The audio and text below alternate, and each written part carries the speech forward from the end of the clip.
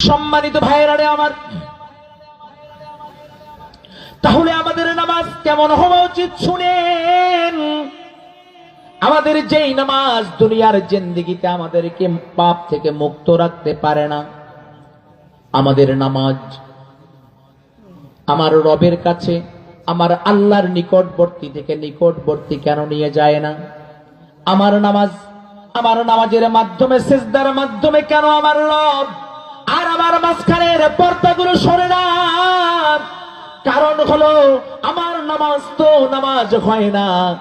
নামাজের ভিতরে, নামাজের বাহিরে ফরজ, ওয়াজিব, সুন্নত যেগুলো আছে, এমনকি মুস্তাহাব পর্যন্ত যা আছে, এই সমস্ত নিয়ম কানুন আমাদের মাধ্যমে পরিপূর্ণ হয় না। তারতিল সহকারে কোরআনুল কারীমের আয়াতের তেলাওয়াত হয় না। তাহলে আমরা কেমনে করে নামাজ আদায় করব?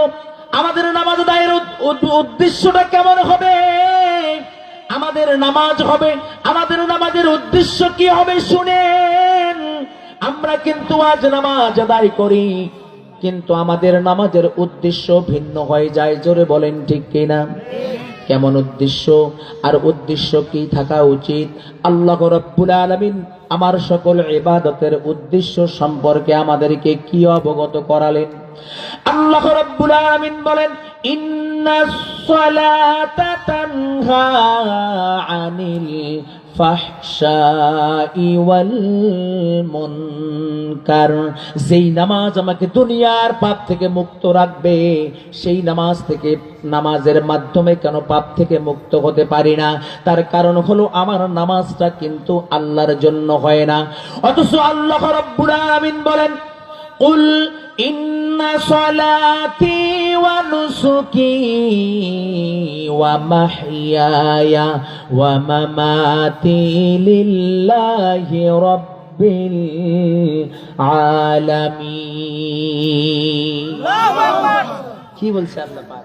আল্লাহ পাক তার প্রিয় হাবিবের মাধ্যমে ট্রেনিং দেওয়ালেন, ও হাবিব আপনি বলুন, ইন্না সলাতি, নিশ্চয়ই আমার নামাজ, ওয়া নুসুকি, আমার কোরবানি, ওয়া মাহইয়ায়া, আমার জীবন, ওয়া মামাতি, আমার মরণ, লিল্লাহি রাব্বিল আলামিন।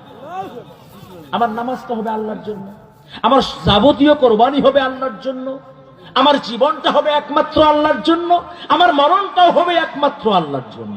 কিন্তু আমার নামাজ কি আল্লাহর জন্য হচ্ছে? এখন বলতে পারেন যে হুজুর, হ্যাঁ আমার নামাজ আল্লাহর জন্যই হচ্ছে 100%। তাহলে দেখেন আল্লাহর নির্দেশটা কি। যদি আপনার নামাজটা যদি আল্লাহর জন্য হয়, তাহলে আল্লাহর নির্দেশটা দেখেন। সম্মানিত ভাইয়েরা আমার, আল্লাহ রাব্বুল আলামিন পবিত্র কোরআনুল কারীমের মাধ্যমে আমাদেরকে জানান দিলেন। আল্লাহ রাব্বুল আলামিন বলেন, ইয়া আইয়ুহাল্লাযীনা আমানুত্তাকুল্লাহ ওয়াল তানজুর নাফসুম মা কদ্দামাত লিগাদিন ওয়াত্তাকুল্লাহ ইন্নাল্লাহা খাবীরুম বিমা তা'মালুন। কি বলছে আল্লাহ? আরে মাথা খাটান না ভাই, একটু চিন্তা করে দেখেন না আমার নামাজ কি হচ্ছে, আমার নামাজ কোন উদ্দেশ্য হচ্ছে। আল্লাহ বলতেছেন, হে মুমিন ইত্তাকুল্লাহ, তোমরা আমি আল্লাহকে ভয় করো। এরপরে আল্লাহ পাক বলতেছেন, ওয়াল তানজুরু নাফসুম মা কদ্দামাত লিগাদ, আমি আল্লাহ পাক দেখতে চাই, পরীক্ষা করে দেখতে চাই তোমরা কারা পরকালকে উদ্দেশ্য করে নামাজ পড়তেছো, পরকালকে লক্ষ্য করে তোমরা কারা ইবাদত করতেছো, এটা আমি পরীক্ষা করে দেখতে চাই। এরপরে আল্লাহ পাক বলতেছেন, ওয়াত্তাকুল্লাহ, আমি আল্লাহকে ভয় করো, ইন্নাল্লাহা খাবীরুম বিমা তা'মালুন, আর জেনে রাখো, সতর্ক সংকেত জেনে রাখো, তোমার মনের ভিতরে ইবাদত করার উদ্দেশ্য কি দুনিয়ার মানুষ না জানলেও আমি আল্লাহ জানি। এখন আপনার মনের খবর তার আমি জানবো না, আল্লাহ তো জানে। কি জানে না? সম্মানিত ভাইরা আমার, কথা বলতে গেলে অনেক বলতে হয়। সম্মানিত ভাইরা আমার, আল্লাহর নবী বলেছেন, কিয়ামতের ময়দান, ওই ময়দানে মাহশারে আল্লাহ রাব্বুল আলামিন একজন একজন করে বান্দাকে ডাক দিবেন। আল্লাহর বান্দা যখন আল্লাহর সামনে হাজির হয়ে যাবে, আল্লাহ রাব্বুল আলামিন বান্দাকে জিজ্ঞেস করবেন, ও আমার গোলাম, তুমি তোমার রবের সঙ্গে মোলাকাত করার জন্য, তুমি তোমার রবের সঙ্গে হাজির হওয়ার জন্য ইন্তজার করে করে আজকে আমার কাছে এসেছো। আল্লাহর নবী বলেন, কিয়ামতের দিন আল্লাহ রাব্বুল আলামিন তার বান্দাকে বলবেন, বান্দারে, আজকের এই কঠিন কিয়ামতের ময়দানে আমি তোমার মেজবান, আর তোমরা হলে আমাদের মেহমান, তোমরা হলে আমার মেহমান। আল্লাহ বলবেন, বান্দারে, তুমি যে মেজবানের বাড়িতে মেহমান হয়ে আসছো, আমার জন্য কি নিয়ে আসছো? এই দুনিয়ার জিন্দেগিতে একজন বান্দা যখন একজন মেহমানের বাড়িতে, মেজবানের বাড়িতে যায়, মেহমান হয়ে মেজবানের বাড়িতে চলে যায়, কম পক্ষে 1 কেজি মিষ্টি কিংবা জিলাপি নিয়ে কিন্তু মেজবানের বাড়িতে যায়। না গেলে পরে মেজবান একটু মনে মনে মন খারাপ করে, জোরে বলেন ঠিক কিনা? কিয়ামতের ময়দানে আল্লাহ রাব্বুল আলামিন তার গোলামকে বলবেন, গোলাম, আজকে আমার দরবারে তুমি কি নিয়ে আসছো? আমার জন্য কি নিয়ে আসছো? আল্লাহ রাব্বুল আলামিন যখন গোলামকে জিজ্ঞেস করবেন, গোলাম বলবে, আল্লাহ, ও আমার মালিক, আজকে দুনিয়ার জিন্দেগিতে যারা বড়াই করে নামাজ নামাজ নামাজ, সেই নামাজের কথা আল্লাহ পাক কোরআনুল কারীমের ভিতরে বারবার বারবার বলেছেন। যেই নামাজের কথা নবীজি সুদীর্ঘ 23 বছরের নবুয়তের জিন্দেগিতে অগণিত অসংখ্যবার তার উম্মতদেরকে জানান দিয়েছেন, যেই নামাজের কথা বিশ্বনবী সরকারে দো আলম জনাবি মুহাম্মদুর রাসূলুল্লাহ সাল্লাল্লাহু আলাইহি ওয়াসাল্লাম মরজে মৌতে মুফতালা যখন হয়েছিলেন, মৃত্যুর সময়ও যেই নামাজের কথা জবান থেকে জানেন না, যেই নামাজের কথা বিশ্বনবী মৌতের সময় বলেছেন, আসসালাত আসসালাত ওয়া মা মালাকাত আইমানুকুম, নামাজ নামাজ আমার উম্মতের নামাজ। যেই নামাজের কথা নবী বারবার বললেন, কিয়ামতের ময়দানে আল্লাহর বান্দা আল্লাহ রাব্বুল আলামিনকে ডাক দিয়ে বলবেন, মালিক, তুমি আজকে তো আমার মেজবান, আর আমরা হলাম মেহমান।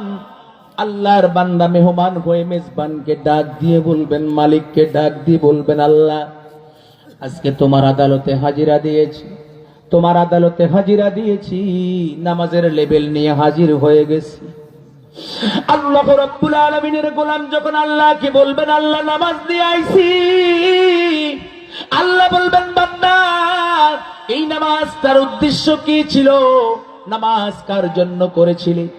আল্লাহর বান্দা বলবেন, আল্লাহ, তোমার জন্য করছিলাম। আল্লাহ বলবেন, না গোলাম, না, তোমার মনের খবর আমি তো ভালো করে জানতাম। ইন্নাল্লাহা খাবীরুম বিমা তা'মালুন।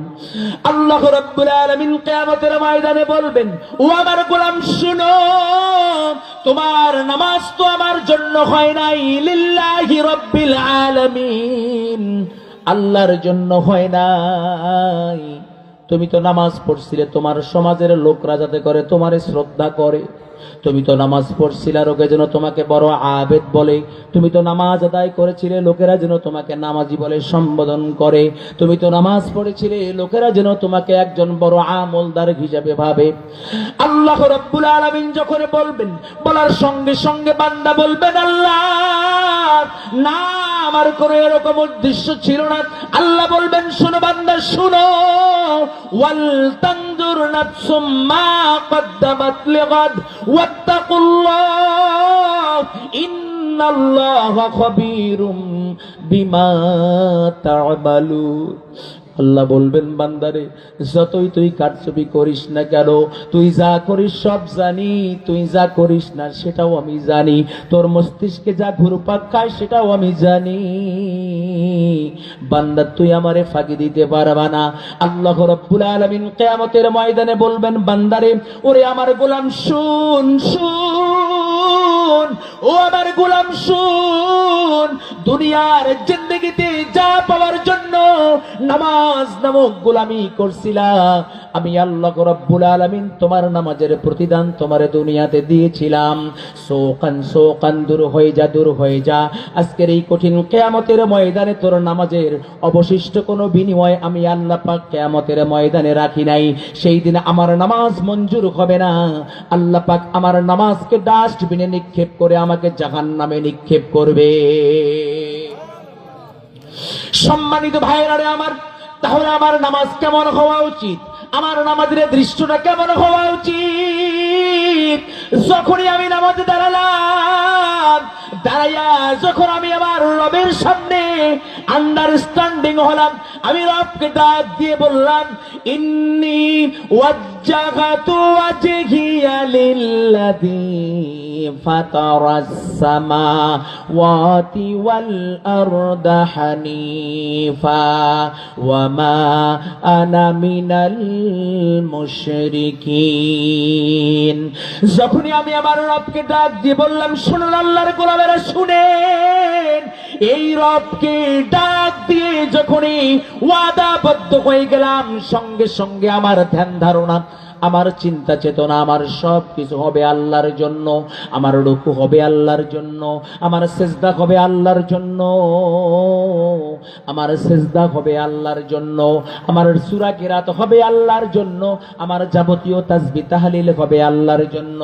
যদি আমার তাসবিহ তাহলিল আল্লাহর জন্য হয়ে যায়, শুনেন আল্লাহর নবী বলেছেন গোটা পৃথিবীর জমিনে আমার উম্মতেরা নামাজ আদায় করবে, সিজদা করবে আল্লাহর সন্তুষ্টির জন্য। আল্লাহর নবী বলেন, শুনো, কিয়ামতের ময়দানে আল্লাহর একজন গোলাম গোটা জিন্দেগি নামাজ আদায় করেছে, আল্লাহর দরবারে একটা নামাজও কবুল হয় নাই, কিন্তু গোটা দুনিয়ার নামাজের ভিতরে আল্লাহর কাছে আল্লাহর ওই বান্দার একটা সিজদা আল্লাহর কাছে বড় পছন্দ হয়েছে। এই জন্য আল্লাহ বলছেন, ওয়াবতাগু ইলাইহিল ওয়াসিলা। আল্লাহর নবী বলেন, কিয়ামতের ময়দানে আল্লাহ পাক তার ওই বান্দার সিজদাটাকে কবুল করে মাফ করে দিয়ে আল্লাহ পাক তার ওই বান্দাকে ওই ওসিলায় আল্লাহর জান্নাতের পুরস্কারে পুরস্কৃত করবেন। জোরে বলেন সুবহানাল্লাহ। সম্মানিত ভাইরা আমার, তাহলে আমার নামাজ হতে হবে একমাত্র কার জন্য? জোরে বলেন কার? আমার নামাজ হবে আল্লাহর জন্য। আমার নামাজ যদি আল্লাহর জন্য হয়ে যায়, আন্ডারস্ট্যান্ডিং হওয়ার পর আমার সব ধ্যান ধারণা একমাত্র আল্লাহর জন্য হবে। আমি নিয়ত করার সঙ্গে সঙ্গে আমারে ভাবতে হবে। একজন নামাজি যদি নিয়ত করার পরে মনে মনে ভাবে, আমার পিছনে আল্লাহ রাব্বুল আলামিন মালাকুল মউতকে একখান তরবারি হাতে করে দিয়ে দাঁড় করায় রাখছেন শুধুমাত্র আল্লাহর হুকুমের অপেক্ষা, এই নামাজরত অবস্থায় যদি আমার গর্দানে একটা কোপ মারে, আমার জীবনটা শেষ হয়ে যাবে। এই ভয়ে যদি একজন বান্দা নামাজ আদায় করে, তাহলে সল্লু কামা রাআইতুমুনি উসাল্লি, আল্লাহর নবী যেইভাবে নামাজ আদায় করতে বলেছেন ওই নামাজটা হয়ে যাবে। জোরে বলেন সুবহানাল্লাহ। আল্লাহর বান্দা যখন নামাজের জন্য দাঁড়িয়ে যায়, শুনেন, আল্লাহর বান্দা যখন নামাজের জন্য দাঁড়িয়ে যায়, আল্লাহর বান্দার তো এমন চোখ হয় নাই, চোখে দেখার যোগ্যতা আল্লাহ পাকে এমন দেন নাই যে বান্দা আল্লাহকে দেখতে পাবে না। বান্দা তো দেখতে পায় না আল্লাহকে, বান্দা দেখতে পায় না। বান্দাকে মনে করতে হবে আমি আল্লাহকে না দেখলে হবেটা কি, কিন্তু আমার আল্লাহ আমার সামনে দাঁড়িয়ে আছেন, আমার নামাজের সব কিছু আমার পর্যবেক্ষণ করছেন, আমার নামাজের তেলাওয়াত আল্লাহ পাক শুনছেন, আমার নামাজের রুকু সিজদা আল্লাহ পাক দেখছেন, আমার নামাজের ভিতরে সিজদা এবং রুকুর ভিতরে তাসবিহগুলো আল্লাহ পাক পর্যবেক্ষণ করছেন। যদি আল্লাহর কোন বান্দা এই রকম মনে করে, আল্লাহর কোন বান্দা কিংবা বান্দি যদি এই রকম মনে করে, তার জিন্দেগিতে নামাজটুকু প্রতিষ্ঠিত করতে পারে, নামাজ যদি প্রতিষ্ঠিত হয়ে যায়, ওই নামাজ হবে ওই নামাজ হবে যেই নামাজের কথা নবী মৃত্যুর সময় বলেছিলেন, ইন্তেকালের সময় বলেছিলেন, আসসালাত আসসালাত ওয়া মা মালাকাত আইমানুকুম, নামাজ নামাজ আমার উম্মতেরা নামাজ। যেই নামাজের কথা বিশ্ব নবী আপনাকে আমাকে জানান দিলেন, যেই নামাজের কথা আল্লাহর নবী আমাদেরকে নির্দেশ প্রদান করলেন, যেই নামাজ সম্পর্কে নবী বললেন, ক্বালা রাসূলুল্লাহি সাল্লাল্লাহু আলাইহি ওয়াসাল্লাম সাল্লু কামা রাআইতুমুনি উসাল্লি। যদি এই রকম নামাজ হয়ে যায় ওই নামাজ হয়ে যাবে। আজ তো আমাদের নামাজ এমন হয় না, আমাদের নামাজের ভিতরে আল্লাহর প্রতি আমাদের ধ্যান থাকে না, আমাদের নামাজের রুকু সিজদার ভিতরে আমাদের কোনো মহব্বত থাকে না। অথচ আল্লাহর নবীর সাহাবীর কেমন নামাজ ছিল, ছোট্ট একটা উদাহরণ দেই। আল্লাহর নবীর সাহাবী হযরতে আলী রাদিয়াল্লাহু তাআলা আনহু, আল আশারায়ে মুবাশশিরাত 10 জন নবীর সাহাবী দুনিয়ার জিন্দেগিতে তাদের জীবদ্দশায় নবীর জবান থেকে জান্নাতের সনদ পেয়েছিল। তন্মধ্যে অন্যতম হলো হযরতে আলী রাদিয়াল্লাহু তাআলা আনহু। তার নামাজটা কেমন ছিল? হযরতে আলী রাদিয়াল্লাহু তাআলা আনহুর পরিচয়টা আগে নেন। আলী কে ছিলেন? হযরতে আলী রাদিয়াল্লাহু তাআলা আনহুর প্রথম পরিচয় হলো নবীজির আপন চাচা আবু তালিব, তার পুত্র হযরতে আলী। হযরতে আলী রাদিয়াল্লাহু তাআলা আনহু কে ছিলেন? ইসলামের প্রারম্ভিক জামানায় নবীজি যখন কালেমার দাওয়াত দিচ্ছিলেন, যুব সমাজের ভিতরে যৌবনে পদার্পণ করেছে। যুবকদের সবচেয়ে কম বয়সী যুবক হলো হযরতে আলী ইবনে আবি তালিব রাদিয়াল্লাহু তাআলা আনহু। সেই হযরতে আলী রাদিয়াল্লাহু তাআলা আনহু যিনি প্রথম ইসলাম গ্রহণ করেছিলেন। হযরতে আলী রাদিয়াল্লাহু তাআলা আনহুকে চিনেন? সেই হযরতে আলী রাদিয়াল্লাহু তাআলা আনহুকে আল্লাহ রাব্বুল আলামিন আসাদুল্লাহিল গালিব, ইসলামের জন্য বাগ বানাইয়া দুনিয়ার জিন্দেগিতে প্রেরণ করেছিলেন সেই হযরতে আলী। হযরতে আলী রাদিয়াল্লাহু তাআলা আনহুকে একটু চিনে নেন। হযরতে আলী কে ছিলেন? হযরতে আলী রাদিয়াল্লাহু তাআলা আনহু কে ছিলেন? আল হাসান ওয়াল হুসাইন রাদিয়াল্লাহু তাআলা আনহুমা সাইয়্যিদা শাবাবি আহলিল জান্নাহ। হযরতে আলী রাদিয়াল্লাহু তাআলা আনহু। সম্মানিত ভাইরা আমার, হযরতে আলীর পরিচয় নেন। হযরতে আলী কে ছিলেন? হযরতে আলী এমন একজন সাহাবী, শুনেন, খাতুনে জান্নাত হযরতে ফাতেমা রাদিয়াল্লাহু তাআলা আনহা।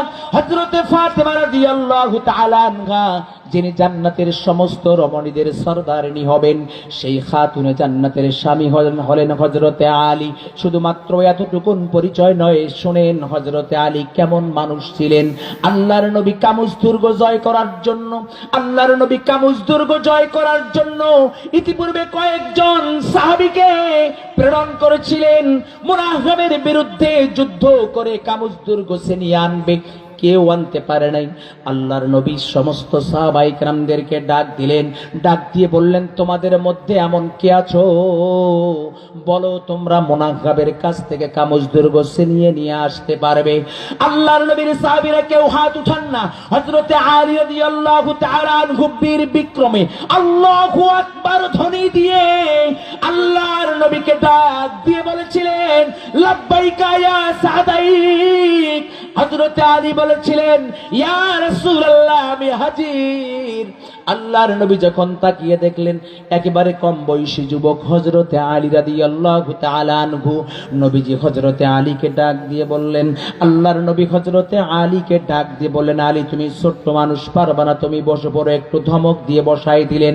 আল্লাহর নবী দ্বিতীয়বার ঘোষণা করলেন, তোমাদের মাঝখান থেকে কে আছো? তোমাদের মাঝখান থেকে কে এমন বীরত্বে বেসে যেতে পারবে, মুনাফিকদের সঙ্গে যুদ্ধ করে কামুজ দুর্গ জয় করে বিজয়ের মালা গলায় পরে আমি সরকারে দু আলম জনাবে মুহাম্মদুর রাসূলুল্লাহ সাল্লাল্লাহু আলাইহি ওয়াসাল্লামের কদম মোবারকের সামনে আসতে পারবে? কোন সাহাবী হাত উঠালেন না। দ্বিতীয়বারে ও লাব্বাইকা ইয়া সাদাইক বলে হযরতে আলী রাদিয়াল্লাহু তাআলা আনহু দাঁড়িয়ে গেলেন। আল্লাহর নবী তাকিয়ে দেখলেন, একটু বেশি করে ধমক দিয়ে আবার বসাই দিলেন। আল্লাহর নবী আবার সামনে ঘোষণা করলেন, তোমাদের মধ্যে কে এমন আছো যেই আমার উম্মত, আমার যেই সাহাবী কামুজ দুর্গ মুনাফিকদের হাত থেকে ছিনিয়ে আনতে পারবে? কেউ হাত উঠায় না, কেউ দাঁড়ায় না। হযরতে আলী রাদিয়াল্লাহু তাআলা আনহু শেষবারেও আল্লাহু আকবার বলে দাঁড়িয়ে আল্লাহর নবীকে বললেন লাব্বাইকা ইয়া সাদাইক। আল্লাহর নবী এবার ধমক দিলেন না, মুস্কি হাসি দিলেন। আল্লাহর নবী হযরতে আলী রাদিয়াল্লাহু তাআলা আনহুকে ডাক দিয়ে বললেন, আলী রে, তুমি কি মুনাফিকরে চেনো নাকি? হযরতে আলী বলেন, ইয়া রাসূলুল্লাহ, আমি তো মুনাফিকরে চিনি না, কোনদিন তার নামও শুনি নাই, আমি তার কেমনে চিনবো? আল্লাহর নবী বলেন, শোনো, তুমি তো ছোট্ট মানুষ, তুমি মুনাফিকের সঙ্গে পারবে না। কারণটা হলো তুমি তো জানো না আল্লাহ রাব্বুল আলামিন এই মুনাফিকের শরীরের ভিতরে 1000 সৈনিকের ক্ষমতা শক্তি দান করেছেন। কেমনে করে তুমি পারবে? তুমি কি পারবে বলো? হযরতে আলী রাদিয়াল্লাহু তাআলা আনহু আল্লাহর নবীকে ডাক দিয়ে বললেন, ইয়া রাসূলুল্লাহ, আপনি যদি আমাকে অনুমতি প্রদান করেন আর আপনি যদি আমার জন্য দোয়া করেন, পৃথিবীর এমন কোন শক্তি নাই আমাকে হারাতে পারবে। আল্লাহর নবী জনাবি মুহাম্মদুর রাসূলুল্লাহ সাল্লাল্লাহু আলাইহি ওয়াসাল্লাম হযরতে আলীকে অনুমতি প্রদান করলেন। আল্লাহর নবী হযরতে আলীর জন্য দুহাত তুলে আকাশের মালিকের সামনে হাত তুলে দোয়া করলেন, আয় আল্লাহ, আমি আমার আলীরে মুনাফিকের বিরুদ্ধে যুদ্ধ করবার জন্য প্রেরণ করলাম। রব্বুল আলামিন আমার আলীকে তুমি গাজী বানায়া আমার কাছে ফিরাইয়া দিও। হযরতে আলী রাদিয়াল্লাহু তাআলা আনহুকে চিনে নেন। হযরতে আলী রাদিয়াল্লাহু তাআলা আনহু চলে গেলেন মুনাফিকের সামনে। মুনাফিক তো হযরতে আলীকে চেনে না। এবার মুনাফিক হযরতে আলীকে ডাক দিয়ে বলছেন, যুবক, ও যুবক, কি তোমার নাম, কি তোমার পরিচয়, আর কেনই বা তুমি আমার কাছে এসেছো? হযরতে আলী বলেন, আমার নাম আলী। এবার মুনাফিক ডাক দিয়ে বলছেন, তোমার বাবার নামটা কি একটু বলো? হযরতে আলী বলেন, আমার বাবার নাম হলো আবু তালিব। হযরতে আলী রাদিয়াল্লাহু তাআলা আনহু যখন বাবার পরিচয় দিয়েছেন, সঙ্গে সঙ্গে মুনাফিক হযরতে আলীকে বলছেন, কুরাইশ বংশের আবু তালিব, ওই আবু তালেব তোমার বাবা নি? হযরতে আলী রাদিয়াল্লাহু তাআলা আনহু বলেন, হ্যাঁ, উনি হলো আমার বাবা। এবারে বললেন, তুমি কেন আসছো বলো? এবার হযরতে আলী বললেন, মুনাফিক, তুমি জানো না আল্লাহর নবী আমাকে তোমার বিরুদ্ধে যুদ্ধ করার জন্য প্রেরণ করেছেন। তোমার সঙ্গে যুদ্ধ করে কামুস দুর্গ জয় করে বিজয়ের মালা গলায় পরে সরকারে দু আলম নবী মুহাম্মদুর রাসূলুল্লাহ সাল্লাল্লাহু আলাইহি ওয়াসাল্লামের কদম মোবারকের সামনে হাজির হয়ে যাব। মুনাফিক ডাক দিয়ে বললেন, আলী, তুমি আমার চিনোনি? হযরতে আলী বলেন, হ্যাঁ, ভালো করে তোরে চিনি। এই মুনাফিক, তোরে ভালো করে চিনি। শোন, তোর পরিচয় আমার সামনে দেওয়া লাগবে না। আমার নবী তোর পরিচয় দিয়েছেন। আল্লাহ পাক তোর শরীরের ভিতরে 1000 সৈনিকের ক্ষমতা দান করেছেন। এবার মুনাফিক ডাক দিয়ে বলছেন, তাহলে তুই কোন দুঃসাহসে আমার কাছে আসছিস? হযরতে আলীকে ডাক দিয়ে বলছেন, আলী রে, তুমি ফিরে যাও, কারণ তোমার বাবার সঙ্গে আমার একটা বন্ধুত্বের সম্পর্ক রয়েছে, আমার একেবারে ক্লোজ ফ্রেন্ড। তোমার বাবার সম্পর্কে আমার এই কলিজার ভিতরে একটা সুন্দর একটা জায়গা রয়েছে। হযরতে আলী বলেন, আমি ফিরে যেতে আসি নাই। এবারে মুনাফিক ডাক দিয়ে বলছেন, শোনো, তুমি কি তোমার বাবা মাকে সন্তান হারা বানাতে চাও? তুমি কি তোমার সন্তানদেরকে এতিম বানাতে চাও? তুমি কি তোমার স্ত্রীকে বিধবা বানাতে চাও? হযরতে আলী বলেন, মুনাফিক, আমার যত দুর্বল পয়েন্ট রয়েছে প্রত্যেকটা দুর্বল পয়েন্টেও তুমি যদি আঘাত আনো, শোনো, আঘাত করে কোনো লাভ হবে না, আমাকে দুর্বল করতে পারবে না। যখন কোনো কিছুতেই রাজি করাতে পারলেন না, এবার মুনাফিক হযরতে আলীকে ডাক দিয়ে বলেন, আলী, তাহলে তুমি এবার তরবারি চালাও, আমাকে আক্রমণ করো। হযরতে আলী রাদিয়াল্লাহু তাআলা আনহু ডাক দিয়ে বললেন, মুনাফিক রে, তুমি এখন পর্যন্ত মুসলমানদেরকে চেনো নাই, তুমি এখন পর্যন্ত মুসলমানদেরকে চেনো নাই। মুসলমান কোনোদিনও অন্যায়ভাবে কোনো মানুষের উপর আক্রমণ করে না। মুসলমান যখন আক্রান্ত হয়ে যায়, তারপর মুসলমান তার প্রতিঘাত করে। জোরে বলেন আল্লাহু আকবার।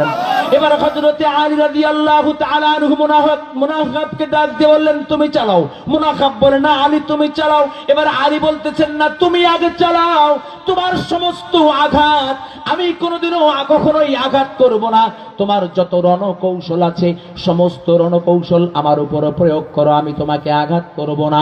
তোমার সমস্ত রণকৌশল যখন শেষ হয়ে যাবে তারপর আমি একটা আঘাত করব, ওই আঘাত সহ্য করবার জন্য প্রস্তুতি গ্রহণ করবে। এবারে কিতাবের মধ্যে এসেছে মুনাফিক শতাধিক রণকৌশল হযরতে আলী রাদিয়াল্লাহু তাআলা আনহুর উপরে দিয়েছেন। হযরতে আলী একটা আঘাত করেন নাই, শুধুমাত্র প্রত্যেকটা রণকৌশল মানে কি বাধাগ্রস্ত করেছেন, আটকায় দিয়েছেন। সমস্ত রণকৌশল যখন শেষ, হযরতে আলী বলেন, আলী কেমন ছিলেন আলীরে একটু চিনে নেন।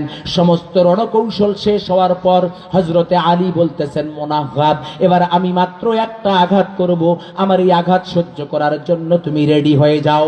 এই কথা বলে হযরতে আলী রাদিয়াল্লাহু তাআলা আনহু তরবারির খাপ থেকে টান মেরে তরবারি বের করে হযরতে আলী রাদিয়াল্লাহু তাআলা আনহু মুনাফিকের মাথার উপরে এমন জোরে একটা কোপ মেরেছেন, একটা কোপে কিতাব সাক্ষী দেয়, একটা কোপেই মাথার থেকে শুরু করে পা পর্যন্ত মাঝখান দিয়ে চিড়ে মুনাফিকের শরীর দুই টুকরা হয়ে জমিনের দুই দিকে পড়ে গিয়েছে।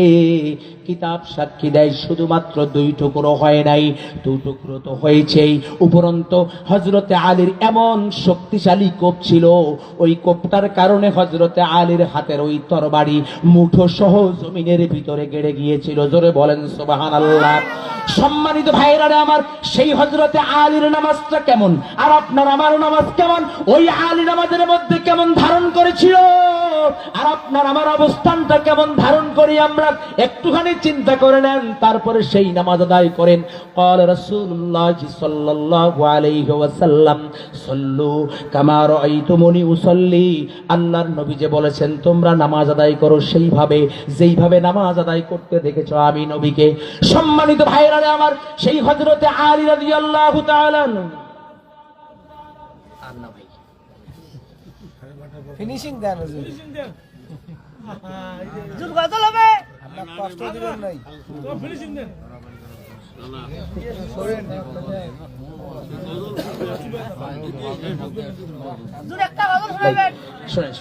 আসলে যে ঘটনা ধরছি আমি অনেকক্ষণ সময় লাগবে।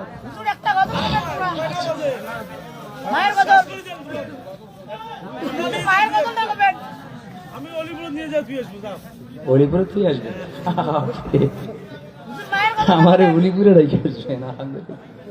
শোনেন শোনেন শোনেন শোনেন, আসলে অনেক সময় লাগবে, আমি সংক্ষেপে বলতেছি। হযরতে আলী তার নামাজ কেমন ছিল এটা জানার দরকার, ঠিক কিনা? আমার নামাজ কেমন, তার নামাজ কেমন। সম্মানিত ভাইরা আমার, হযরতে আলী রাদিয়াল্লাহু তাআলা আনহুর নামাজ কেমন ছিল শুনেন। হযরতে আলী যুদ্ধের ময়দানে গিয়েছিলেন, কাফেরদের পক্ষ থেকে ছোড়া একটা বিষাক্ত লোহার কড়া হযরতে আলী রাদিয়াল্লাহু তাআলা আনহুর পায়ের মধ্যে বিঁধে গিয়েছিল। এত বিষাক্ত ছিল বিষের যন্ত্রণা, হযরতে আলী রাদিয়াল্লাহু তাআলা আনহু সহ্য করতে পারছেন না, কান্নাকাটি করতেছেন, চিল্লাচ্ছেন। আল্লাহর নবীর সাহাবীরা বারবার প্রচেষ্টা করেছেন, যতবার হযরতে আলী রাদিয়াল্লাহু তাআলা আনহুর পায়ের থেকে লোহার কড়া বের করতে যায়, ততবার হযরতে আলী চিৎকার দিয়ে বেহুশ হয়ে জমিনের মধ্যে পড়ে যায়। আল্লাহর নবীর সাহাবী সহ্য করতে পারে না। আল্লাহর নবীর সাহাবী দুইজন সাহাবী নবীদের কাছে গেলেন, আল্লাহর নবীকে বললেন, ইয়া রাসূলুল্লাহ, আপনার প্রিয় জামাতা ইসলামের চতুর্থ খলিফা হযরতে আলী রাদিয়াল্লাহু তাআলা আনহু ব্যথায় জর্জরিত হয়েছেন, পায়ের মধ্যে লোহার কড়া বিঁধেছে, বের করা যাচ্ছে না, বারবার বেহুশ হয়ে জমিনের মধ্যে পড়ে যান। আল্লাহর নবী বলেন, সাহাবীরা রে, আমার আলীর আর কষ্ট দিও না, কষ্ট দিও না, আমার আলীর কষ্ট আমি নবীর সহ্য হয় না। আল্লাহর নবীর সাহাবীরা বললেন, ইয়া রাসূলুল্লাহ, তাহলে কি অবস্থা করব? হযরত রাসূল করিম সাল্লাল্লাহু আলাইহি ওয়াসাল্লাম সাহাবায়ে কেরাম আজমাইন রাদিয়াল্লাহু তাআলা আনহুমদেরকে ডাক দিয়ে বললেন, সাহাবী শোনো, আমার আলী যখন নামাজে দাঁড়িয়ে যাবে ওই সময় নিয়ত করার পর আমার আলীর পায়ের থেকে বিষাক্ত লোহার কড়াটা বের করবে। তাই করা হলো। সাহাবী দুইজন চলে গেলেন, হযরতে আলী নামাজের জন্য দাঁড়িয়ে গেলেন। নামাজে দাঁড়িয়েই বললেন, ইন্নী ওয়াজ্জাহতু ওয়াজহিয়া লিল্লাযী ফাতারাস সামাওয়াতি ওয়াল আরদা হানিফা ওয়া মা আনা মিনাল মুশরিকিন। এই যে বলে নিয়ত করে আল্লাহু আকবার বলে তাহরিমা বাঁধলেন। আল্লাহর নবীর ওই দুই সাহাবী চিন্তা করলেন, এখনই তো সুযোগ। সঙ্গে সঙ্গে একজন সাহাবী হযরতে আলীর একটা পা, যেই পায়ে লোহার কড়া ঢুকেছে ওই পাটা শক্ত করে ধরলেন। আরেকজন সাহাবী লোহার কড়াটা তার নিজের দাঁত দিয়ে কামড় দিয়ে হেঁচকা মেরে টান মারলেন। টান মারার সঙ্গে সঙ্গে হযরতে আলীর পায়ের থেকে লোহার কড়াটা একদিকে বের হয়ে যায়, অন্যদিকে ওই সাহাবীর একটা দান্দান মোবারক শহীদ হয়ে যায়। সম্মানিত ভাইরা আমার, নামাজটা কেমন ছিল একটু চিন্তা করে দেখেন। লোহার কড়া বের হয়েছে, সাহাবীরা বলেন সেই হযরতে আলী রাদিয়াল্লাহু তাআলা আনহুর পায়ের লোহার কড়া বের করতে গিয়ে চিৎকার দিয়ে বেহুশ হয়ে জমিনের মধ্যে পড়ে যেত। অথচ সেই আলী নামাজের জন্য শুধুমাত্র নিয়ত করেছে, নিয়ত করার সঙ্গে সঙ্গে লোহার কড়া পায়ের থেকে বের করা হয়েছে। চিৎকার দেওয়া তো অনেক দূরের কথা, হযরতে আলী তার জবান থেকে শব্দটুকুন পর্যন্ত বের করে নাই। জোরে বলেন সুবহানাল্লাহ। সম্মানিত ভাইয়েরা আমার, এই জন্য আমার নামাজ হতে হবে একমাত্র আল্লাহর জন্য। জোরে বলেন কার জন্য? একমাত্র আল্লাহর জন্য হওয়া লাগবে। এই নামাজ কিন্তু আমাদেরকে সময়ের জ্ঞান দেয়, এই নামাজ কিন্তু আমাদেরকে পাঞ্চুয়ালিটির শিক্ষা দেয়, এই নামাজ ধনী গরিবের ব্যবধান দূর করে দেয়। জোরে বলেন ঠিক কিনা? এই নামাজ কিন্তু আমাদের রাজা আর প্রজার মধ্যে ব্যবধান দূর করে দেয়। এই নামাজ কিন্তু আমাদের কে সাদা কে কালো এই ব্যবধান দূর করে দেয়। এই নামাজের জন্য যখন ধনী আর গরিব একই সঙ্গে আল্লাহর জন্য নামাজের জন্য দাঁড়িয়ে যায়, ওই দুইজনের সঙ্গে সঙ্গে এক আল্লাহর গোলামি পরিগণিত হয়ে যায়। জোরে বলেন সুবহানাল্লাহ। এই জন্য আল্লামা ইকবাল রহমতুল্লাহি আলাইহি বলেন, এক হি সাথ মে খড়ে হো গয়ে মাহমুদ ও আয়াজ, এক হি সাথ মে খড়ে হো গয়ে মাহমুদ ও আয়াজ, না কোই বান্দা রহা না কোই বান্দা নওয়াজ। আল্লামা ইকবাল রহমতুল্লাহি আলাইহি বলেন, দেখেন নামাজ যে ব্যবধান দূর করে দেয়। আল্লামা ইকবাল বলছেন, বাদশাহ মাহমুদ আর তার চাকর আয়াজ মসজিদের ভিতরে নামাজের জন্য ঢুকেছে, একই কাতারে পাশাপাশি দাঁড়িয়ে গেছে। বাদশাহ মাহমুদ আর চাকর আয়াজ নামাজ পড়তে গিয়ে চাকরের পা গিয়ে বাদশার পায়ে লেগে গেছে। আল্লামা ইকবাল রহমতুল্লাহি আলাইহি বলেন, নামাজ শেষ করে ওই বাদশার 14 গোষ্ঠীর ক্ষমতা নাই, চাকরকে ধমক দিয়ে বলবে, কেন তোর পা আমার পায়ে লাগলো? আল্লামা ইকবাল বলেন, শুনেন, নামাজের জন্য আল্লাহর সামনে যখন বাদশা দাঁড়িয়েছে আর চাকর দাঁড়িয়েছে, ওই বাদশার বাদশা নাই, ওই চাকর আর চাকর নাই, ওই বাদশার চাকর দুজন মিলে এক আল্লাহর গোলামে পরিগণিত হয়ে গিয়েছে। তাহলে আমার নামাজ কেমন হওয়া উচিত? এবার আপনারাই ভাববেন, বাড়িতে গিয়ে শুয়ে শুয়ে ভেবে ভেবে যদি জবাব না পান, উলামায়ে কেরাম আছেন তাদের কাছে যাবেন যে হুজুর কেমনে নামাজটা পড়বো বলেন না একটু। কি এমন কোন উলামায়ে কেরাম আছে আপনি যদি যা বলেন যে হুজুর নামাজটা কেমনে পড়বো একটু বলেন, শিখান, শিখাবে না এমন কেউ আছে নাকি? যতটুকুন তার ভিতরে আল্লাহ জ্ঞান দিয়েছেন সেই জ্ঞানের পরিধিতে অবশ্যই আপনাকে পরামর্শ দিবেন। জোরে বলেন ঠিক কিনা?